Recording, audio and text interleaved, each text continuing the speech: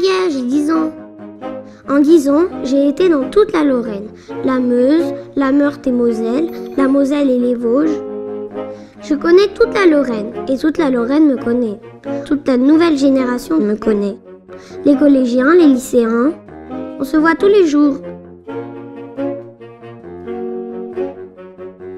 J'ai 10 ans et je m'appelle Place. Au départ, je m'appelais Prisme. Mais pour bien comprendre tout ça, il faut remonter loin. Il faut se plonger dans les vieux souvenirs d'avant ma naissance. La préhistoire, quoi. L'époque où les tablettes n'existaient pas. L'ancêtre de l'UNT en Lorraine, c'était le cartable électronique de Savoie qu'on avait installé dans un collège de Metz. Mais c'était vraiment l'ancêtre, c'était vraiment dire qu'on commençait à se rendre compte de ce que pouvaient être des espaces d'échange et un peu collaboratifs, mais vraiment tout début. Les racines pour moi, c'est le projet e-Lorraine, déployé par le conseil régional à partir de 1998. Donc un projet, on va dire, très novateur à l'époque et très général, de raccordement à l'internet de l'ensemble des lycées publics, privés et CFA de Lorraine. Le conseil régional prenait en charge l'ensemble des frais, commençait à travailler sur cette thématique-là avec le rectorat. Voilà, donc forcément, on va dire quelques points de tension, on va dire on commençait à s'approcher. Voilà, donc des problématiques techniques. Mais ce qui me semble important, c'est la culture de projet qui a du coup été initiée. Et ça, on le retrouvera dans Prisme. Et là aussi, c'est une des bases, une des briques sur lesquelles Prisme s'est appuyé. La région avait déjà, depuis plusieurs années, ça a été lancé en 1998, mis en œuvre pas mal d'infrastructures sur les technologies de l'information et de la communication, l'accès Internet pour les lycées, les serveurs de communication, serveurs de fichiers. Manquait la brique de service. Et quand les UNT sont apparus, quand l'appel à projet a été lancé, il semblait assez logique finalement. C'était la brique supplémentaire qu'il fallait implanter dans les lycées, dans les CFA. Mars 2003, on a l'appel à projet de la Caisse des dépôts et consignations du ministère qui sort. Et c'est un moment où on a du temps pour essayer de voir ce qu'on peut faire et on se lance sur une réponse à l'appel à projet. Après, 2 départements nous ont rejoints assez rapidement et nous ont aidés à constituer la réponse Lorraine en fait, à cet appel à projet. Il s'agit du département de la Meuse et du département des Vosges. Le point intéressant, essentiel, je dirais presque, de notre candidature, en tout cas pour moi c'était le point d'orgue qui devait nous permettre de passer la barre, c'était de dire nous arrivons avec une proposition qui assemble à la fois une région, un rectorat et des départements.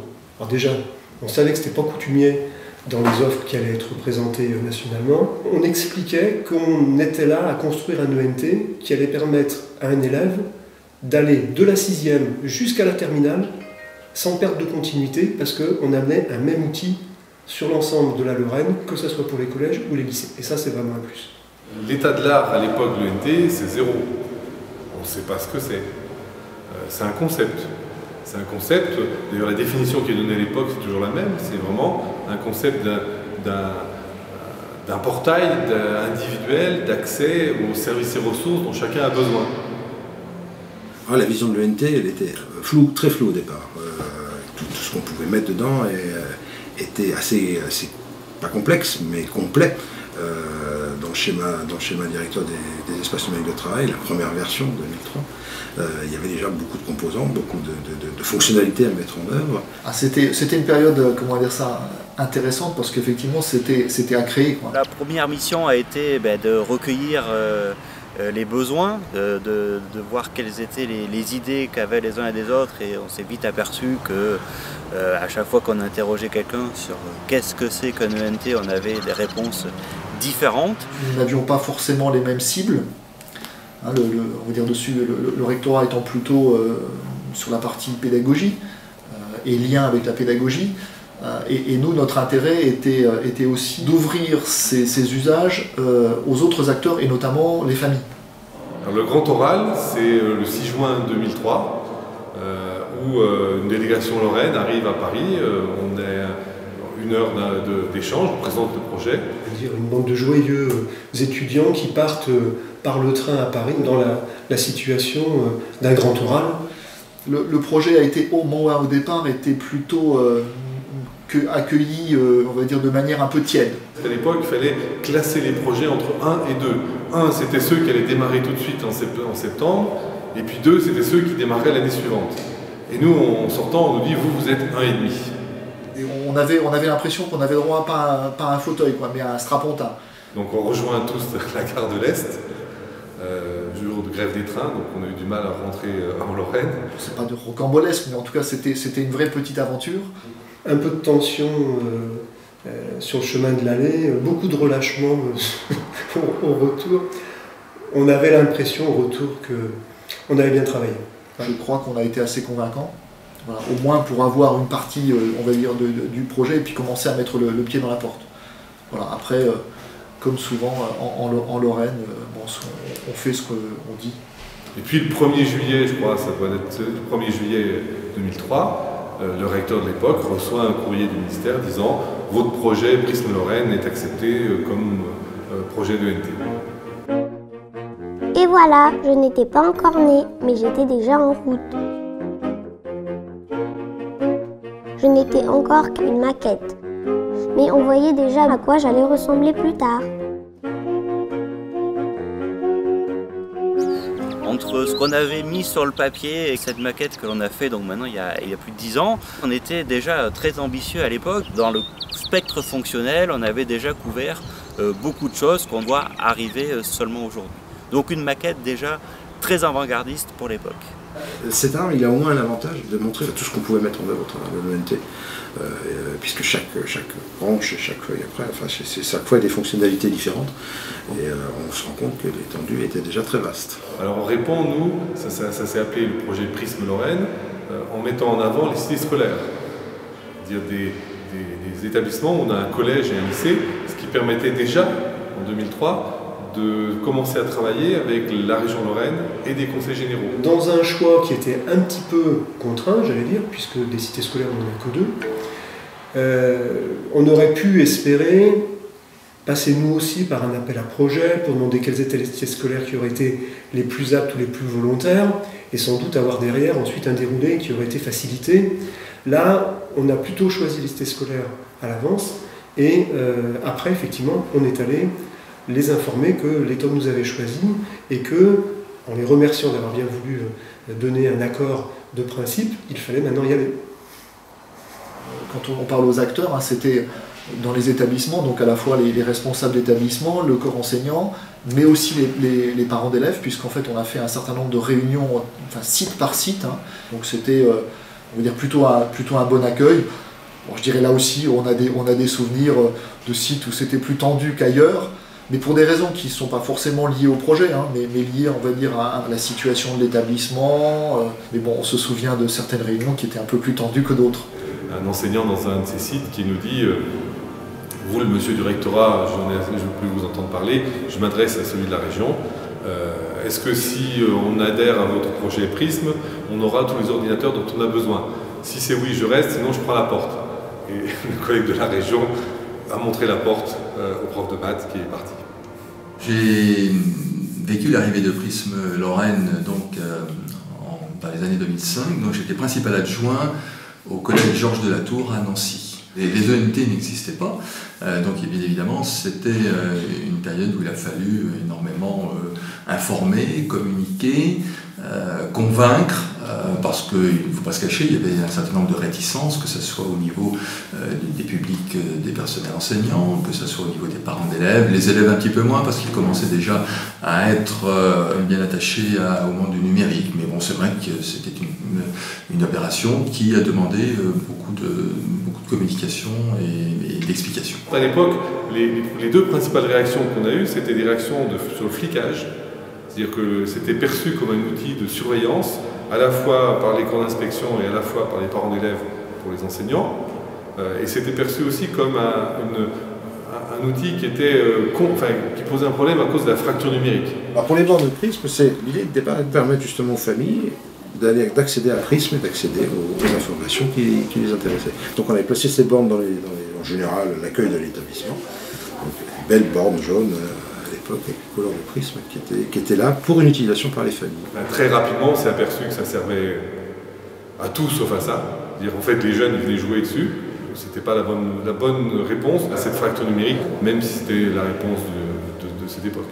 Moi j'ai été contactée par un papier dans mon casier en 2003 je crois, où le proviseur me demandait d'être correspondante pour les ENT. Je ne savais pas du tout de quoi il s'agissait, donc je me suis un peu renseignée, j'étais toute jeune prof dans l'établissement. Et en fait, les collègues, personne ne savait me dire, le proviseur d'ailleurs non plus. Donc du coup, j'ai accepté une mission que je ne comprenais pas complètement, on va dire. On allait avoir des services vie scolaire, en fait, cahier de texte numérique, à la fin du papier, les notes également en ligne, des choses comme ça. Donc on était plus sur des outils de vie scolaire. On a fait rentrer les parents dans l'école, on va dire, avec les ENT. C'était la première chose. Par contre, ce qu'on n'avait pas vu au préalable, c'est qu'il y avait une dimension également pédagogique, avec des outils qui allaient permettre en fait de faire travailler les élèves, de faire produire les élèves, donc des espaces d'échange. Je me souviens tout au début, en fait, on avait donné des activités à faire, donc on préparait nos activités qu'on ferait en classe avec les élèves, et un jour, quand on a ouvert, en fait, il y avait déjà une élève qui avait réalisé le travail en classe. Donc là, ça permettait vraiment bien de voir qu'en fait, on faisait sortir vraiment le travail qui se passait habituellement juste en classe, et il pouvait se faire aussi avant et aussi après la classe. On a un second établissement qui peut vivre, qui peut fonctionner hors temps scolaire, et donc ça c'est une dimension que l'on n'imaginait pas il y a quelques années. C'était un moment où on a beaucoup échangé entre établissements, parce que du coup on n'était que 11 dans l'expérimentation, donc il y a des liens qui sont créés, on échangeait beaucoup nos pratiques, et au cours de ces journées, effectivement, c'était très enrichissant parce que l'outil, on le découvrait tous à notre façon, on se l'est approprié chacun à notre façon, et en fait ça a montré qu'il y avait une diversité des usages qui étaient possibles, donc ces moments étaient importants.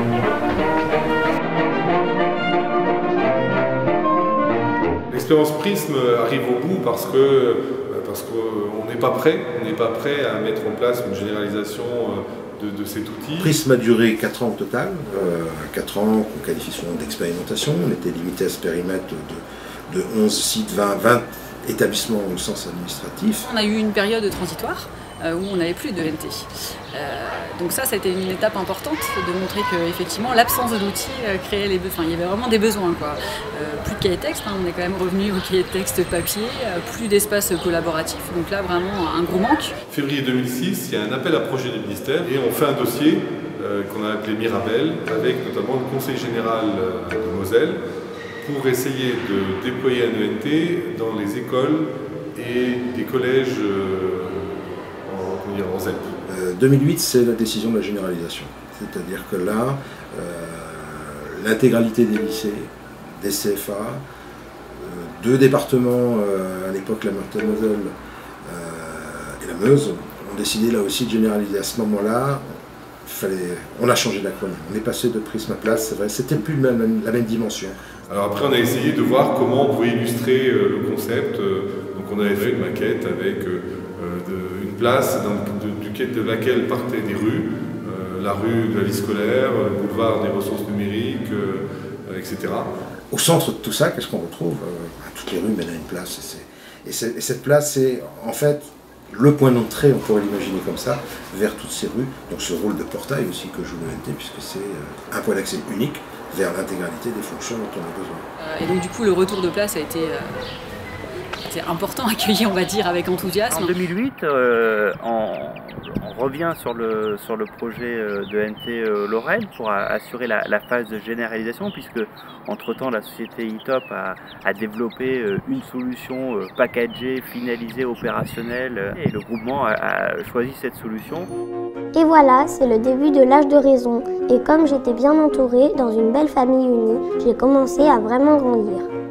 Tous les lycées publics dès 2009, en 2010 tous les lycées privés, tous les CFA ont rejoint l'ENT, donc un déploiement très très rapide pour la région, une décision presque aussi rapide puisque la généralisation était totale en Meurthe-et-Moselle et en Meuse également, dès 2010, donc une montée en charge très très rapide, ce qui fait qu'aujourd'hui l'intégralité du second degré bénéficie du même ENT. La signature de la convention a eu lieu en 2011 pour pouvoir lancer un groupement de commandes pour lancer le cahier des charges de la 3e génération de nos ENT, celle qui est en fonction actuellement. À titre personnel, il n'y a pas.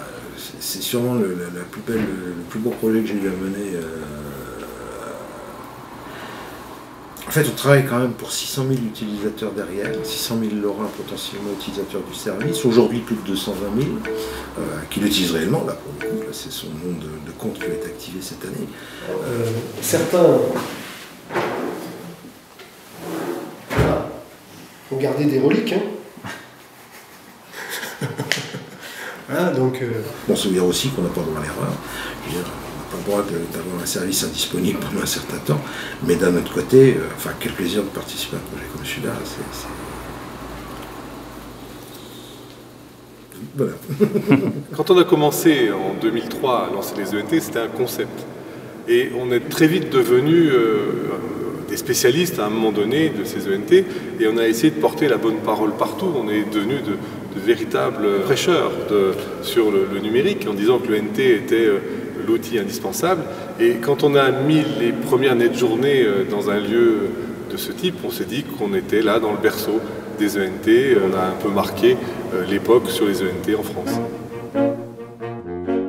Voilà, aujourd'hui, j'ai 10 ans. Et l'aventure ne fait encore que commencer. Demain, tu vas pouvoir me retrouver sur tous les écrans. On va grandir ensemble.